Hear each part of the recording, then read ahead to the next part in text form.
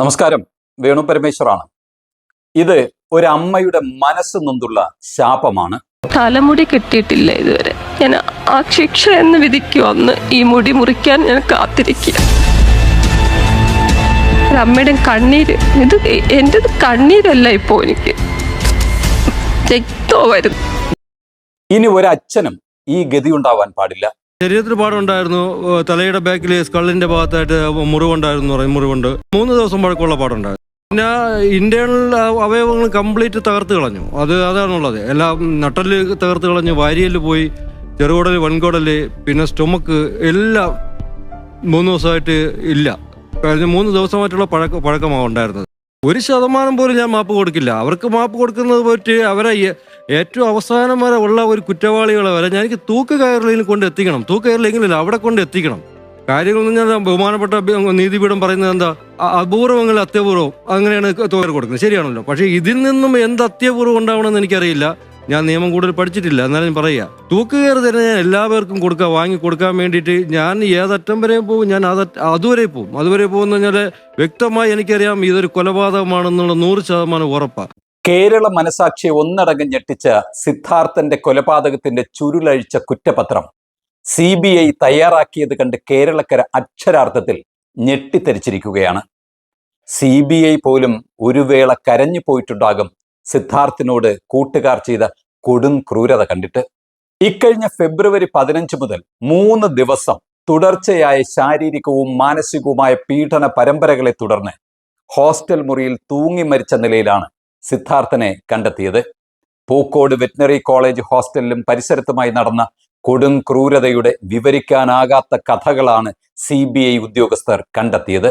മകന്റെ മരണശേഷം അതേ ഹോസ്റ്റൽ റൂം സന്ദർശിച്ച് മകൻ കിടന്ന കട്ടിലിൽ ഒരു വേള ഇരുന്ന ഒരച്ഛന്റെ ആത്മനൊമ്പരമാണിത്. ആ ഒരു ഹോസ്റ്റലിന്റെ ഒരു അറ്റ്മോസ്ഫിയർ കാണുമ്പോൾ തന്നെ ശരിക്കും പറഞ്ഞൊരു ഭാർഗവി നിലയം പോലെയാണ്. ഭയങ്കരമായിട്ട് പേടിയാവും അകത്തോട്ട് കയറുമ്പോൾ. ആ ഒരു നടുമുറ്റവും പിന്നെ അവിടുത്തെ റൂമുകൾ, ഒരു 3 റൂമിൽ ഞാൻ കയറി. 3 റൂമിൽ കയറിയിട്ട് കുറച്ച് ഫോട്ടോസ് എടുത്തു. അത് എത്ര വൃത്തികെട്ട റൂമുകളാണ് വെച്ചേക്കുന്നത്. അവർ ഓരോ ആശയങ്ങൾ, അവരെ ചെഗുവേര, മാർക്സ്, അത് അവരെ പടങ്ങൾ, പിന്നെ വൃത്തികെട്ട ചുമര്, 2018, 16 വരെ പോസ്റ്റർ, SFIയുടെയും കമ്മ്യൂണിസ്റ്റിൻ്റെ അതിൻ്റെ ഫോട്ടോ, അത് മാത്രമേ ഉള്ളൂ.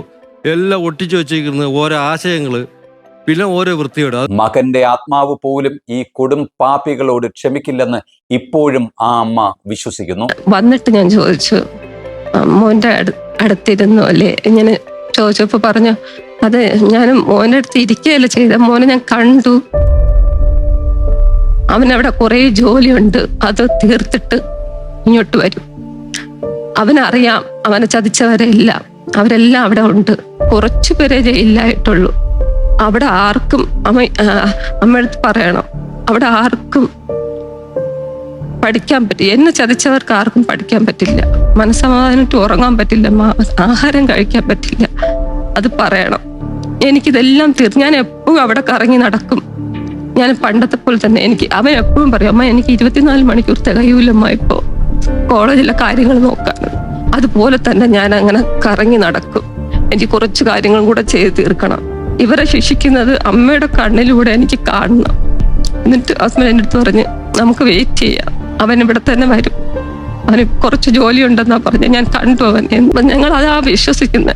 തുടർച്ചയായ 2 ദിവസത്തെ അവധിയെ തുടർന്ന് ഫെബ്രുവരി 15 ക്ലാസ് കഴിഞ്ഞ് ട്രെയിൻ മാർഗം നെടുമങ്ങാട്ട് തന്റെ വീട്ടിലേക്ക് പോയ സിദ്ധാർത്ഥനെ സീനിയറായ ഒരു പെൺകുട്ടിയോട് പ്രണയാഭ്യർത്ഥന നടത്തിയെന്ന ആരോപണത്തിന്മേൽ കൂട്ടുകാർ ചേർന്ന് തിരികെ കോളേജിലേക്ക് വിളിച്ചു വരുത്തിയാണ് സമാനതകളില്ലാത്ത കൊടും ക്രൂരത അരങ്ങേറിയത്.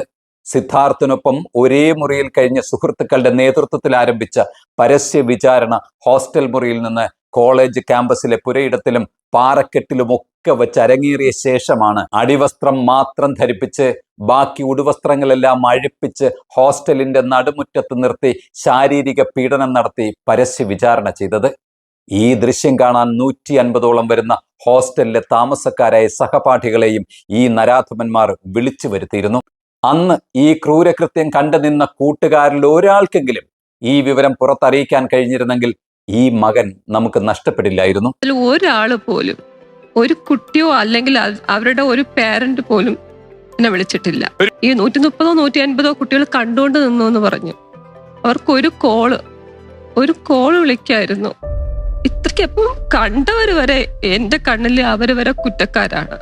അവർക്കൊരു ജീവൻ ഒരു ജീവൻ രക്ഷിക്കായിരുന്നു ആ സമയത്ത് അവർക്കൊരു കോള്. എന്നെ തന്നെ വിളിച്ച് പറയണമെന്നില്ല. അന്ന് രാത്രി 1 മണിവരെ അടിവസ്ത്രത്തിൽ നിർത്തി അപമാനിച്ച് നട്ടെല്ലിനും കഴുത്തിനും വാരിയലിനും പൊട്ടലുണ്ടാക്കുന്ന രീതിയിൽ ഇലക്ട്രിക് വയറിന് സമാനമായ വസ്തുക്കൾ കൊണ്ട് വയറ്റിനുള്ളിൽ പോലും മാരകമായ പരിക്കുകൾ ഉണ്ടാക്കുന്ന രീതിയിൽ ഗുരുതരമായി സിദ്ധാർത്ഥിനെ ഉപദ്രവിക്കുകയായിരുന്നു. പിന്നീട് സുഹൃത്തുക്കളുടെ സഹായത്തോടെ ഡോർമെറ്ററിയിലേക്ക് മാറ്റിയ സിദ്ധാർത്ഥനെ അവിടെ വച്ച് വീണ്ടും മാരകമായി ഉപദ്രവിച്ചുവെന്ന് CBI റിപ്പോർട്ടിൽ കണ്ടെത്തി. ഈ കൊടും ക്രൂരത അരങ്ങേറിയ 3 ദിവസവും ഒരു തുള്ളി വെള്ളമോ എന്തെങ്കിലും ഒരു നുള്ള ആഹാരമോ പോലും ഈ നരാധമന്മാർ നൽകിയില്ലെന്നും കുറ്റപത്രം പറയുന്നു. കൊടും ക്രൂരതകൾക്കൊടുവിൽ ഫെബ്രുവരി 18 ഉച്ചയോടെയാണ് ഡോർമെറ്ററിയുടെ ബാത്റൂമിലെ ഗ്രില്ലിൽ തൂങ്ങിയ നിലയിൽ സിദ്ധാർത്ഥന്റെ ശരീരം കണ്ടെത്തിയത്. CBIയുടെ കണ്ടെത്തലുകൾക്ക് പുറമെ പോസ്റ്റ്മോർട്ടം റിപ്പോർട്ട്, ഫോറൻസിക് ഡോക്ടറുടെ വിശദമായ വിവരണം, പോസ്റ്റ്മോർട്ടത്തിന്റെ ഫോട്ടോകൾ എന്നിവ വിദഗ്ധ വിലയിരുത്തലിനായി CBI ഡൽഹി എയിംസിന് കൈമാറുകയും ചെയ്തു.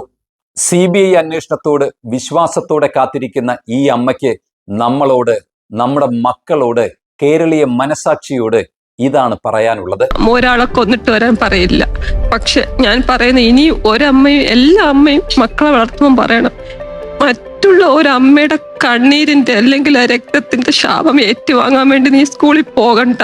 ഒരു പ്രസ്ഥാനത്തിന്റെയും പ്രത്യയശാസ്ത്രത്തിന്റെയും പേരിൽ നമ്മുടെ ഒരു മക്കളും ഇനി പീഡിപ്പിക്കപ്പെടാൻ പാടില്ല.